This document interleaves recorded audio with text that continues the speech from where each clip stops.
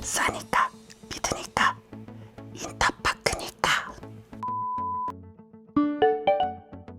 인터파크 티켓 시장 점유율에 대해서 말씀을 드리도록 할게요. 요 기사에 따르면은요, 인터파크는 70% 이상이다 라고 되어 있고요. 티켓만 봤을 때는요, 인터파크가 70% 이상이고요. 그 다음에 카카오와 멜론 그리고 나머지 부분들이 30%를 차지하고 있었다. 거의 독보적인 1위고, 이 1위를 지키는 게 거의 10년 동안 이렇게 1위를 지켜냈다, 이런 식으로 나와 있더라고요. 그리고 이외에 요거는 이제 공시에서 나와 있는 내용인데 명확한 데이터나 수치가 없었기 때문에 그냥 제가 글자만 가지고 왔습니다. 투어 산업 같은 경우에는 B2C 온라인 부분에서 항공권 시장 점유율이 1위였고요. 그 다음에 도서 산업 같은 경우에는 41%를 차지하고 있었다라고 공시에 명시가 되어 있었습니다. 이제 매출 비중을 한번 보도록 할게요. 매출 비중은 제가 아까 전에 말씀드린 대로 총 5개의 부분으로 나눴고요. 가장 많은 부분이 바로 도서 부분입니다. 48%고요. 그 다음이 쇼핑과 ENT 부분입니다. 뭐 음반이라던가 이런 부분이라고 했죠. ENT, 쇼핑이 각각 17%, 그 다음에 투어 부분, 이렇게 해서 거의 뭐 균일하게 되어 있다라고 보이는 것 같아요. 요거는 2020년도 1분기 매출을 기준으로 해서 말씀을 드리는 겁니다. 1인 도서는 516억 정도의 매출을 냈다, 이렇게 확인을 할 수가 있었고요. 단위는 100만원입니다. 가장 이제 많은 부분을 차지하는 부분이 바로 이 도서 부분인데요. 도서 같은 경우에는요, 2017년도에는 조금 부진했지만 그래도 2018년도부터는 점점 조금이라도 이제 상승하는 부분이 보였고요. 쇼핑 같은 부분은 좀 꾸준했다? 이렇게 보시면 될 것 같아요. 그래서 제가 지난번에 말씀드린 대로 이렇게 보면 좀 헷갈려. 한눈에 보기도 편하고 도대체 얘네들의 흐름은 어땠을까라는 궁금증이 생기잖아요. 그래서 표를 살짝 바꿨습니다. 분야별 매출 실적을 이 100%로 해서 이런 식으로 보면은요, 비중으로 했기 때문에 2020년 1분기도 100% 비중으로 했다라는 거 참고를 하시고요. 다 100% 비중으로 한 거예요. 자, 지금 퍼센테이지가 막 이렇게 왔다 갔다 하는데 가장 눈에 띄는 게 뭐냐면은 바로 이 ENT 부분과 도서 부분의 변화입니다. ENT 부분은 막 늘어났다가 2020년도 1분기에는 좀 비중이 줄어들었어요. 하지만 도서 부분 같은 경우에는요, 뭐 줄었다가 늘었다 확 늘었어요. 물론 이제 집에 많이 있어서 뭐 게임도 하시고 영화도 보시고 하지만 도서도 무시 못하죠. 그래서 도서에 대한 매출이 좀 더 늘지 않았나 이렇게 생각이 되고요. 그리고 ENT 같은 경우에는 음반이라던가 이런 것들이 실질적으로 그렇게 많이 판매가 되지 않았다. 왜냐면은 요즘 추세가 다 이제 온라인으로 구매를 하거나 그런 비중이 조금 더 늘어나고 있다라고 저는 생각을 해요.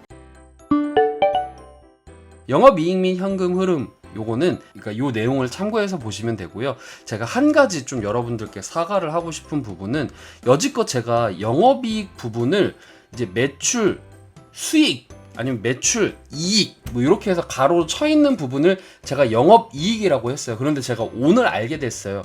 매출과 영업이익은 따로 봐야 되고 영업이익 부분이 더 중요하다라는 거를 오늘 제가 공부를 하면서 알게 되었거든요. 그래서 기존에 제가 영업이익이라고 말했던 거는 지금까지의 제가 기존의 과거 영상에서 영업이익들은 다 매출 부분이라고 보시면 돼요. 요거는 제가 여러분들께 혼동을 드려서 정말 죄송합니다. 앞으로는 제가 영업이익 부분과 매출액 부분을 좀 구분해서 할 수 있게 제가 이런 식으로 표를 만들거나 아니면 따로 분류를 해서 제가 설명을 다시 드리도록 할게요. 다시 한번 제가 이렇게 좀 실수를 통해서 여러분들께 혼란을 드린 점 정말 죄송하게 생각을 합니다. 자, 영업이익 같은 경우에는 늘었다라는 것을 볼 수가 있고요. 전반적으로 작년도 분기 대비해서 다 늘었는데 가장 크게 눈여겨볼 부분은 바로 현금 흐름 부분이었습니다. 2019년도에 비해서는 2020년도가 확 늘었어요. 매출액은 전년도 분기 대비 1153억이 증가가 되었고요. 영업이익 같은 경우에는 65억이 증가가 되었습니다. 그리고 대망의 현금 흐름 같은 경우에는 크게 매출액이 늘었기 때문에 이 현금 흐름이 조금 더 늘어나지 않았나. 현금 흐름은 전년도 대비 1023억 원 정도 증가가 되었다라는 것을 확인할 수가 있었습니다. 결론 부분을 따로 말씀을 드리도록 하겠습니다. 자, 분명 이제 매출이 나지 않는 사업을 자르는 거는 뭐 기업의 입장에선 좋고 투자자 입장에서도 좋지만 좀 너무 극단적으로 대책이라던가 논의 없이 사태를 만들었기 때문에 추후에 이로 인한 역풍은 맞을 수도 있다. 사람들의 원한을 사서 좋을 일이 생기는 거는 조금 아닌 것 같다. 저는 이렇게 생각을 해요.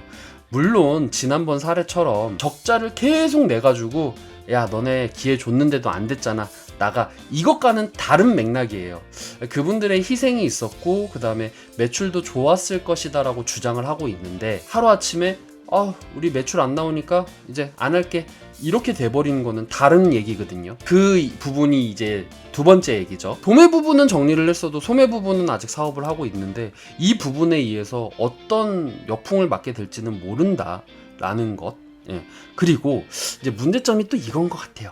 코로나 여파로 인해서 수혜를 본 게 온라인 쇼핑몰이잖아요. 뭐 쿠팡이라던가 아니면 마켓컬리라던가 G마켓이라던가 11번가라던가 이런 식으로 인터넷 쇼핑몰의 매출은 늘어났어요. 그러면은 그런 면에서 인터파크도 올라갔겠죠. 근데 상대적으로 그 발목을 잡은 것들이 바로 공항, 그리고 공연, 콘서트 이런 티켓팅 사업도 매출이 꽤 많은 부분을 차지하고 있었잖아요. 물론 도서가 굉장히 많은 부분을 차지를 했지만요.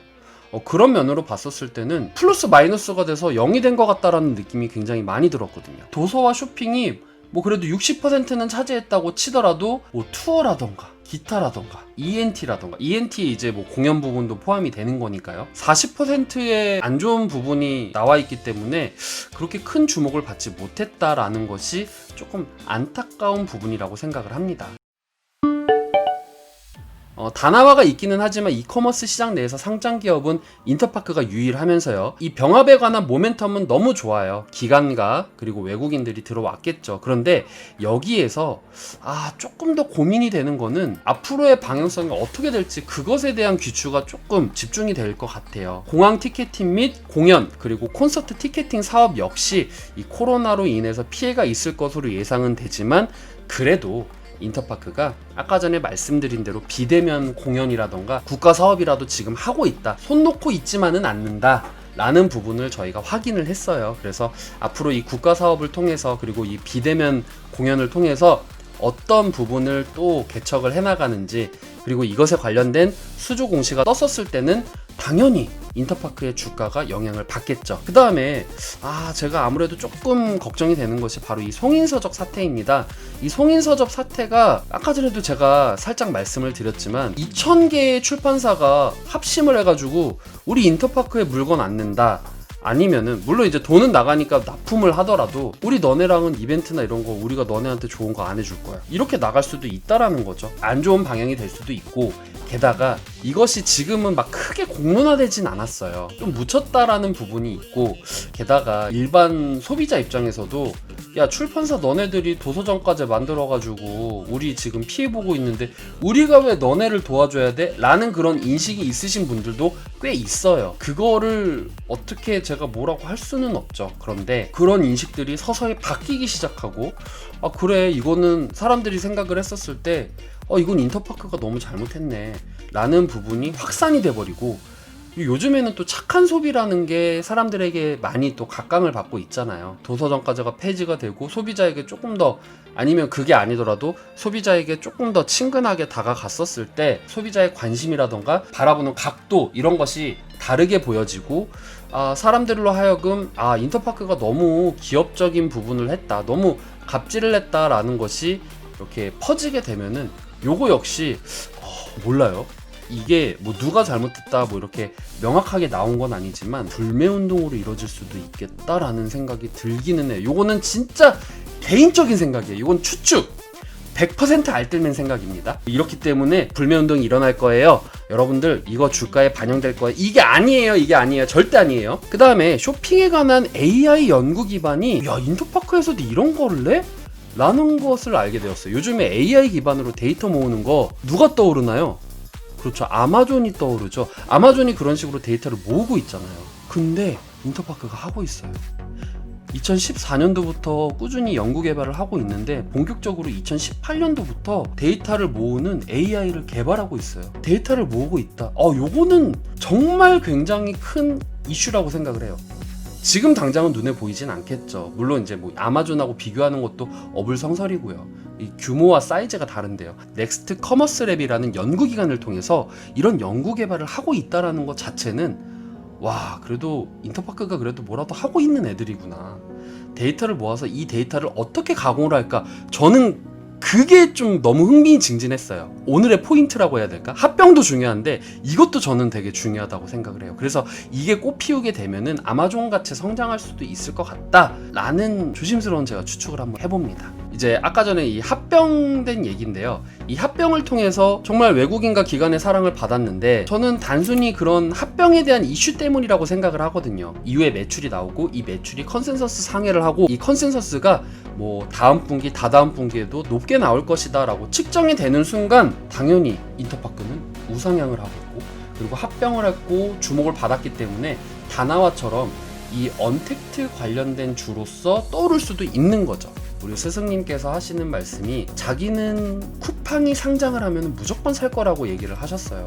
그러니까 그만큼 이 이커머스 시장이 굉장히 크게 나날이 발전하고 있고 매력적인 사업이라는 거거든요. 그런데 유독 이 인터파크만 집중을 못 받았어요. 언택트가 수혜를 받을 때 인터파크만 수혜를 잘 못 받은 것 같아요. 품절주라는 이미지가 있었기 때문에. 이제 앞으로 그러면 합병해서 좋아. 근데 너네들 회사 괜찮은 회사야?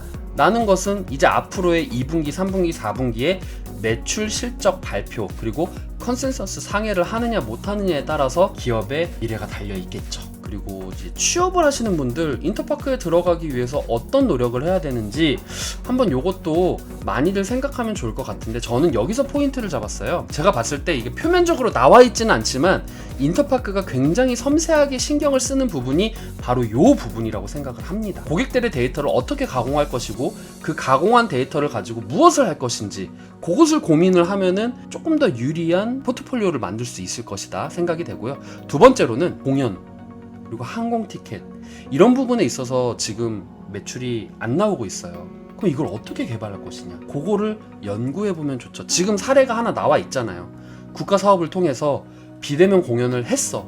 그걸 통해서 수수료를 인터파크가 받았을 거예요. 취업 준비생 입장에서 어떤 식으로 이걸 접근하면은 이 기업의 매출이 발생될 수 있을 것인가. 세 번째로는 송인서적 사태 이후에 어떻게 대처를 하면 좋을 것인가. 이 송인 사태 이후에 우리가 생각할 수 있는, 인터파크에 나올 수 있는 최악의 시나리오들을 한번 만들어 보는 거예요. 그리고 그 근거를 당연히 대야 되겠죠. 지금 뭐 이런 상황이 있었고 이런 사례들이 있었고 그래서 이런 위험이 발생될 수 있을 것이다. 그러면은 그 리스크를 막기 위해서 어떻게 해야 될 것인가, 그것도 준비를 하면 좋을 것 같아요. 요거는 뭐 보고서라던가 아니면 면접 때 면접관이 물어볼 수도 있는 거고요. 아니면 내가 최후의 변론, 뭐 최후의 반론을 했었을 때 한마디 툭 던질 수도 있는 거죠. 아니면 그 제가 저번에도 말씀드렸듯이 여러분들께서 PPT 만들어서 인쇄해서 한 11부까지는 만드세요. 적으면 문제되지만 많다고 문제되는 건 아니니까. 최후의 변론 해가지고 지원자들 뭐 하시고 싶은 말씀 있으세요? 아니면 뭐 아쉬운 거 있으세요? 라고 이제 마지막에 여쭤보는 부분이 있잖아요.